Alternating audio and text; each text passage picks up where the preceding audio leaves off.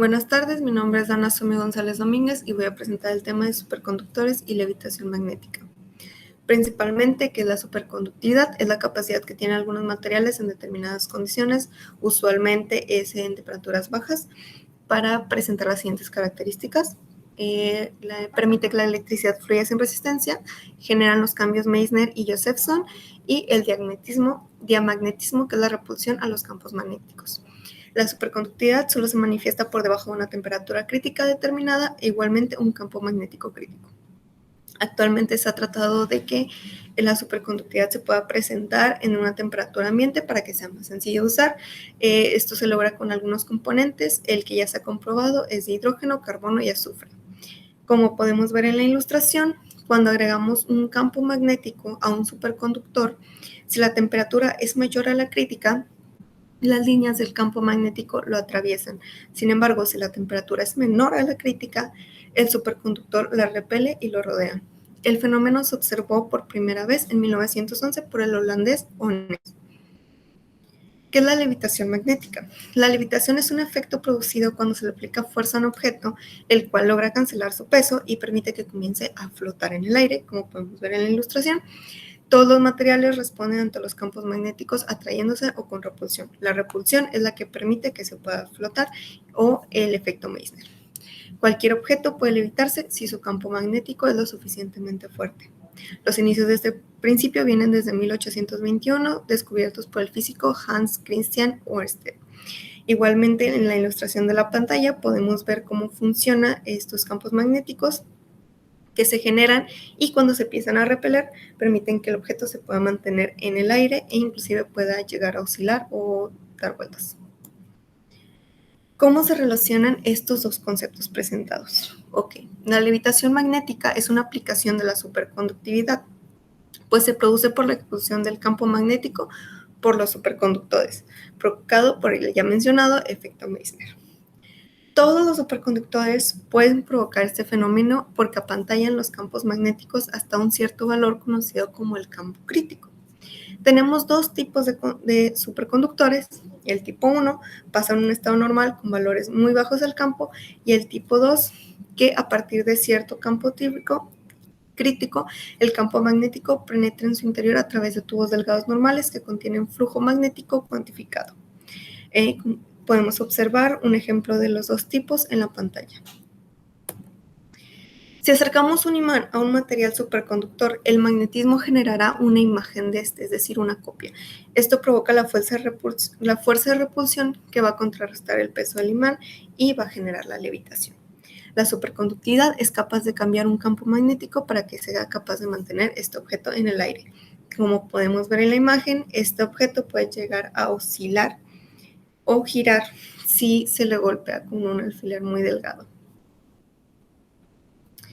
Y bueno, gracias a todos estos avances en la investigación, se ha podido realizar diversas aplicaciones tecnológicas gracias a la superconductividad y la levitación magnética. La más importante que hemos podido observar son los trenes Maglev. Estos trenes ya se encuentran actualmente aplicados y son un servicio de transporte público muy rápido que gracias a la levitación se desplaza con mayor facilidad. Existen tres tipos de tecnologías para la levitación magnética: la suspensión electromagnética, la suspensión electrodinámica y la suspensión con imanes permanentes. La electrodinámica aplica superconductores de alta temperatura que se enfrían con nitrógeno y crean campos magnéticos altamente perceptibles tanto dentro como fuera del tren. Solamente que ese tren debe incluir algunas ruedas para los tramos donde pasa muy lento. Se está buscando implementar este tipo de tecnologías en otro tipo de vehículos más de uso propio, como un automóvil, en el que se utilizará la capacidad levitatoria de un superconductor sobre un imán para que el transporte se pueda desplazar levitando sobre un círculo de imanes permanentes. Constantemente se encuentra trabajando en este tipo de investigaciones para poder ir avanzando y lo más importante es tratar de buscar una manera en que los superconductores se puedan usar de mejor manera a temperatura ambiente para evitar los costos. ¿Y cómo relacionamos todo este tema con la clase?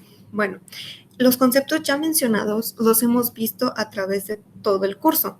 El diamagnetismo, campos magnéticos, las resistencias, las corrientes eléctricas, etcétera, etcétera. La superconductividad deriva en que no presenta una resistencia.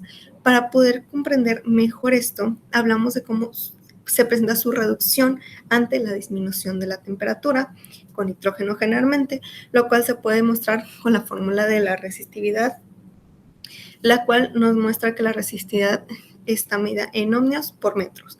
Igualmente, el efecto Meissner es una propiedad adicional de un superconductor y es justificable gracias a la ley de Ohm. Esta predice que si el conductor es perfecto, el potencial eléctrico tiende a cero, haciendo que el campo eléctrico sea nulo.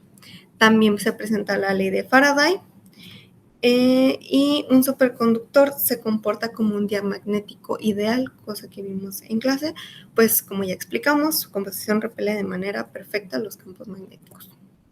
Durante la clase se habló del campo magnético, que son los encargados de poder presentar los fenómenos de limitación. De eso se basa todo este tema para poder lograr que un objeto flote. Entre los temarios igualmente se encuentra la fórmula de la ley de Lorentz para los campos magnéticos, que se tiene que tomar en cuenta cuando se quiere hacer un experimento de este tipo. Y en sí, para poder llevar a cabo cualquier tipo de cálculo o experimento relacionado con la superconductividad y la levitación magnética, son necesarios ir implementando las fórmulas vistas alrededor del curso. En conclusión, los términos de electricidad y magnetismo no son simplemente fórmulas que se pueden aplicar para hacer cálculos teóricos, se pueden llevar a la vida real para estos avances tecnológicos tan importantes como los trenes maglev, que son de mucha ayuda para las personas. Todo parte desde las fórmulas y los cálculos correctos. Estos pueden ser muy variados, pues se toman desde las ecuaciones más sencillas, como son las conversaciones de temperatura para poder enfriar el superconductor de manera ideal, hasta algunas más complejas, como los campos magnéticos y la superconductividad como tal, que ya permiten este tipo de acciones como la levitación. Esto sería todo. Muchas gracias.